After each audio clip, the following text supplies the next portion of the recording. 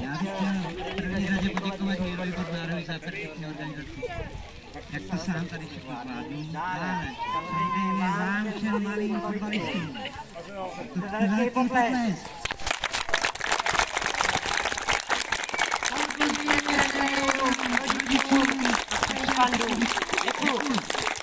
Připravili jsme si pro vás takový menší balíčky. Jak to se podívejte. Já vždycky poprosím, nebo jestli můžeme chodit od jednoho.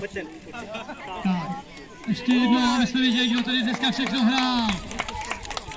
Kluci z dalekých dušky, potles.